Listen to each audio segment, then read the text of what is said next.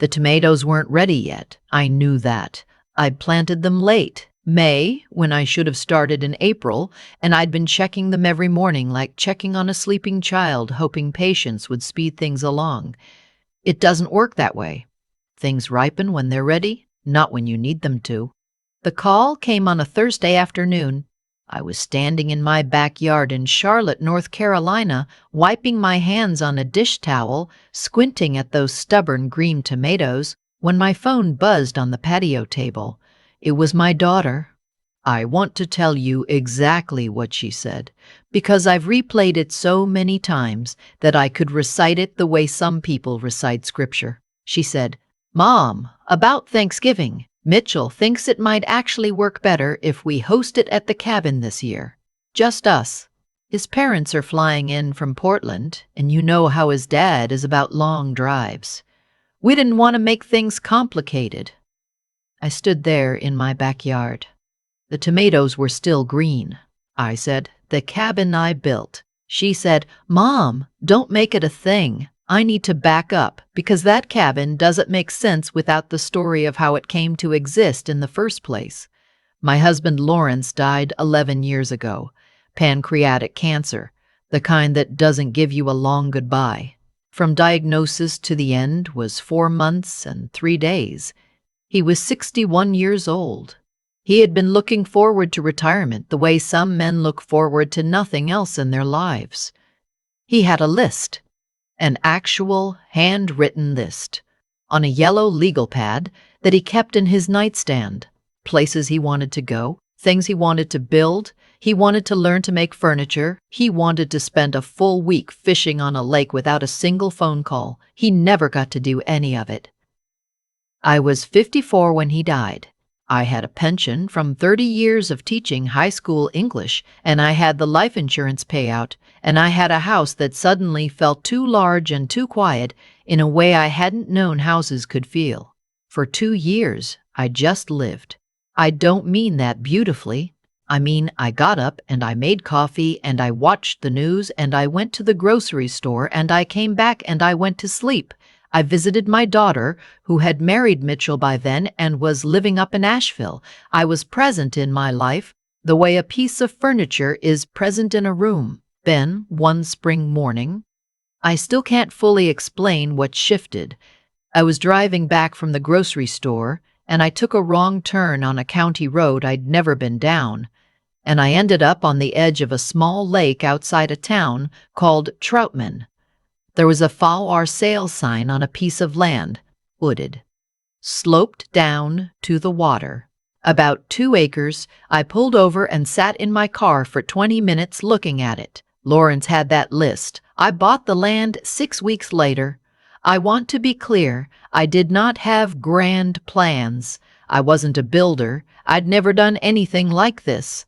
What I had was a contractor named Ray, who my neighbor had used for an addition, and a very patient attorney who helped me understand what I was getting into, and the absolute certainty that if I didn't do something with my hands and my grief and that insurance money, I was going to disappear into myself and not come back out. It took 2.5 years. I made decisions I didn't know I was capable of making. Flooring, roof line, the size of the windows. I wanted big windows on the lakeside, the kind that make you feel like the water is part of the room. I picked out every fixture myself. I planted blueberry bushes along the left side of the property because Lawrence loved blueberries, and I needed him to be part of it somehow. When Ray's crew put the last piece of trim on the front porch, and I walked through that door for the first time as a finished house, I sat down on the floor in the middle of the main room and I cried for about 45 minutes. Not sad crying. Or not only sad crying, it was mine. I had made it out of loss and stubbornness and all those hours squinting at tile samples. It was mine, in a way that nothing had been mine in a long time. My daughter loved the cabin.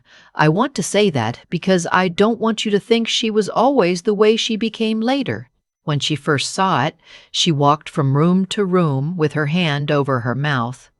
She stood at those big windows looking out at the water and said, "Mom, Mom, you did this." like she couldn't believe I had it in me. Maybe I couldn't believe it either. The early years were good. I'd go up for long weekends, sometimes a full week. My daughter and Mitchell would join me in the summers, and later they'd bring the grandchildren. Two boys, Tyler and Bryce, who were loud and sunburned and spent every available hour demanding to be taken out on the water. I rented a small motorboat by the season from Marina about a mile up the road. We'd pack sandwiches and go out in the afternoon, and the boys would trail their hands in the water and argue about fish. Those were the best days I had after Lawrence died. I want you to know that, whatever came after, those days were real. Mitchell was fine in the beginning. He was quieter than my daughter.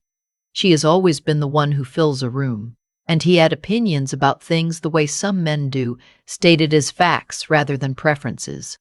But he was good to her. He made her laugh. I told myself that was what mattered. I first noticed the shift about 4 years ago. It was small things initially. Mitchell started referring to the cabin as our place when talking to his friends in front of me at dinner. I thought it was just casual speech. I let it go. Then he started making suggestions. The dock needed to be extended. The fire pit should have a gas line put in instead of wood. The road needed to be repaved. These were not small projects. I told him I'd think about them. I had not asked for his thoughts on improvements to my property, but I told myself he meant well. Then one summer, he invited his brother's family to stay at the cabin for a week without telling me first. I found out when my daughter mentioned very casually that the cabin was occupied that week when I'd been planning to go up myself. I called my daughter. She said, "Mom, it's a big cabin. There's plenty of room." I said I wasn't asked. She said, "Does it really have to be that formal?" I said, "It's my property." There was a pause on her end that I've thought about many times since. Not a confused pause, a tired pause, as though we'd had this conversation before, and I was the one being difficult. We had not had this conversation before. I should have acted then. Looking back, I know that. I should have said, clearly and without softening it, that the cabin was mine, that no one would be using it or inviting anyone to it without asking me first, and that if that felt formal, then so be it. Ownership is formal. It has to be. Instead, I let it sit. I told myself it was an isolated thing.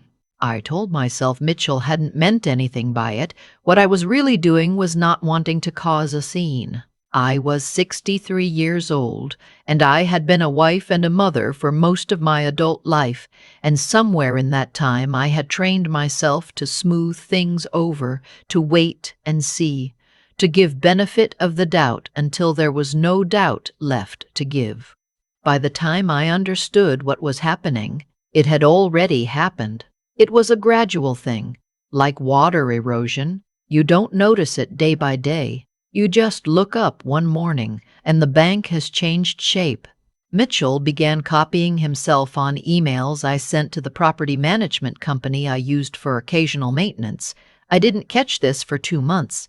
When I did, I asked my daughter about it.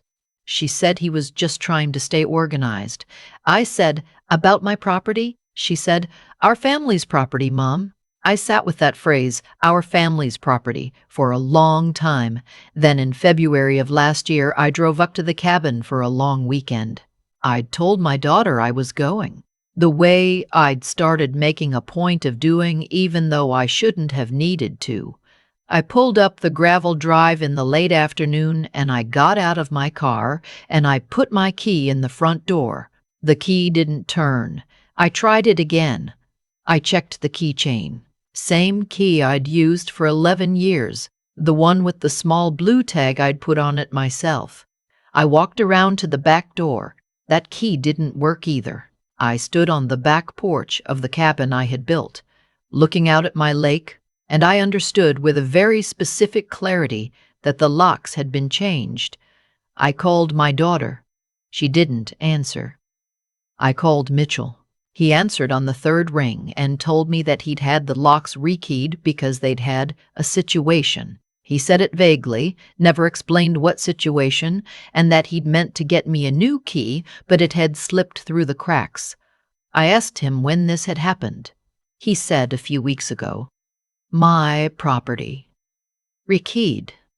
A few weeks ago. Slipped through the cracks. I drove home to Charlotte that night. It was a 2-hour drive, and I did not listen to the radio. I just drove in silence, and I let myself understand exactly what had been built over the last 4 years, right alongside my cabin, without my permission or my knowledge. Mitchell had decided the cabin was his, not legally. He knew better than that, but in every practical and psychological way, in the way he talked about it, managed it, invited people to it, and now controlled access to it. He had made it a part of his family's life, and quietly, steadily, moved me to the outside of it. And my daughter had let him. I did not call the next day, or the day after. I called my attorney first. Her name is Frances. She's been my attorney for 15 years, sharp and straightforward, the kind of woman who does not use unnecessary words. I told her everything. She listened without interrupting. Then she was quiet for a moment. She said, "Whose name is on the deed?" I said, "Mine, only mine." She said, "Good. Here's what you're going to do." Frances sent a formal letter to Mitchell and my daughter within the week. Certified mail. It outlined in the specific language of property law that the cabin was solely my property, that I had not authorized any changes to the locks or the security systems, that I was to receive new keys within 5 business days, and that any future alterations to the property or arrangements for its use by parties other than myself required my explicit written consent. I did not warn them the letter was coming. My daughter called me the day it arrived. She was not calm. She said, "Mom, this is humiliating. You sent us legal papers like we're strangers." I said, "I sent legal papers because asking nicely wasn't working." She said, "You've made this into something it isn't." I said, "Your husband changed the locks on my cabin and didn't tell me for weeks. What is it exactly that I've made it into?" She didn't have an answer for that. She stayed on the phone for a while longer, cycling through hurt feelings and accusations of overreacting, and I listened to all of it, and then I said, "I love you, but that cabin is mine, and I'm not going to pretend otherwise." I got my keys back by end of the week. That should have been the end of it. I want to be honest about that. I had asserted myself. I had involved an attorney. I had gotten my keys back. Most people would say I had handled it. But then came the phone call about Thanksgiving. To be clear about what Thanksgiving at the cabin meant, I had hosted it there for 6 consecutive years. It was the one time each year where I felt the cabin being used the way I'd imagined, full of noise, the boys running down to the water before dinner, my daughter and me in the kitchen the way we used to be when she was young. Lawrence had never seen the cabin, but he would have loved Thanksgiving there. I felt that. Mitchell had been increasingly quiet since the attorney's letter. My daughter had been politely distant. I had hoped we were resetting, finding a new equilibrium that everyone understood, a clear boundary respected. Then my daughter called on that Thursday afternoon and told me that Mitchell thought it would be better if they hosted Thanksgiving at the cabin, just them, without me. She said his parents were flying in from Portland. She said it would be complicated. She said, "You understand, right, Mom? It's just this 1 year." I stood there in my backyard and I looked at those green tomatoes and I thought about Lawrence's list in the nightstand and the 45 minutes I spent crying on the floor of a finished cabin and the blueberry bushes I planted on the left side of the property. And I made a decision. I said, "I understand completely." She sounded relieved. She said, "Thank you, Mom. I knew you'd get it." I said, "I'll talk to you soon." I called Frances the next morning. I told her I wanted to list the cabin for sale. She paused. She said, "Are you sure?" I said I was sure. She said, I want you to sit with it for a week. I said, I've been sitting with it for 4 years. The cabin sold in 31 days. It was November, which is not prime lake house season, but the market was good and Frances had recommended a real estate agent she trusted, a woman named Gail who knew the area and priced it correctly. We had 2 competitive offers. I accepted the better one.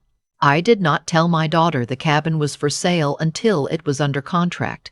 When she called me, and I knew she would, because of course the listing would find her eventually, she sounded like someone who had reached for something and found nothing where it used to be. She said, "Mom, the cabin. You listed it." I said, "I sold it." There was a long silence. She said, "How could you do that without telling us?" I said, "It was my property." "I didn't need to tell you." She said, "We were going to spend Thanksgiving there." I said, "I know. I want to be honest with you about what that moment felt like because I think people expect it to feel triumphant, and it didn't. Not exactly. It felt like the last page of something, a closing. Sad and necessary and irrevocable, the way certain decisions are. My daughter said things after that, hurt things, some of them unfair, and I let her say them. And I answered the ones that deserved an answer, and I waited out the ones that didn't. By the end of the call, she was crying. I was not. I had already done my crying in the weeks between the Thanksgiving call and the listing date, in the early mornings before the rest of the world was awake. Here is something I did not tell my daughter at the time. The day the sale closed, I drove up to Troutman one last time, not to the cabin. The new owners had already begun moving in. I parked at a pull-off on the county road near the edge of the lake, about a quarter mile from the property, where you can see the water, but not the house. I sat there for an hour. I thought about the day I bought the land, how I'd pulled over on a wrong road and sat in my car looking at a FAR or Wrestley sign, and something in me that had been dark and still for 2 years had stirred back awake. I thought about Ray and his crew, and the weeks of decisions, and the big windows. I thought about the boys trailing their hands in the water. I thought about Lawrence's list, and how he never got to live any of it, and how I had tried, in the only way I knew how, to live some of it for both of us. And I thought about what it means when the thing you built to honor someone's memory gets turned into a battleground by someone who never knew them. What it does to the memory itself. I decided I wasn't going to let that happen. Here is where I am now. I stayed in Charlotte. I updated my will with Frances, completely, carefully, with clear language about my remaining assets and who they go to and under what conditions. That felt necessary, and not only because of the cabin. It felt like the final act of getting clear about my own life. My daughter and I are not estranged. I want to be careful about that word, because it's not right. We talk. We see each other. There is something strained between us that wasn't there before, like a seam that was ripped and re-sewn. You can see where it happened. I don't know yet whether it will fade with time or whether it's just the new texture of things. Mitchell is polite when I see him, cool and polite, the way people are when they know they have no leverage. I planted a new garden this spring. Not just tomatoes, peppers, zucchini, 3 kinds of herbs. I spent 2 weekends building raised beds in the backyard, which I had never done before. My hands were sore for a week afterward. I was proud of that soreness. I joined a group, women my age mostly, who get together twice a month to walk and talk and eat lunch. I was not a joiner for most of my life. I don't know exactly when that changed. Somewhere around the time I started building things, I think. One of the women in the group, a retired nurse named Cecilia, lost her husband 2 years ago. She's at the beginning of that long quiet. I recognize where she is. Sometimes I sit next to her at lunch, and I don't say much because there isn't much to say, but I stay close. That's all you can really do for someone in that place. Stay close. I think about Lawrence still, not the way I did in the early years, when it was acute and constant, a sound you couldn't unhear. It's quieter now, more like weather than emergency. I think about that list in his nightstand. Fishing, furniture, time. I think about how he would have felt watching me drive to a lake on a wrong road and pull over and decide, somehow, to build something. I think he would have laughed. That particular laugh he had, quiet, real, like something he was trying not to let out. He would have said, "Where did you even come from?" I would have said, "I learned from you." That's still true. I'm telling you this because I know I'm not the only one. I see it in the comments you leave. The ones that say the same thing happened to my mother, and I know this story. And being forgotten is the story of too many of us. I see you. I want you to know that the forgetting is not the final word on your life. What you built is still yours, even when it's gone.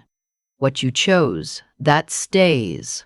And if you're sitting right now in the middle of something that feels like slow erosion, if you're watching someone take small bites out of something you made with your hands and your grief and your best years, don't wait as long as I did. Put your name on everything. Say the quiet parts out loud.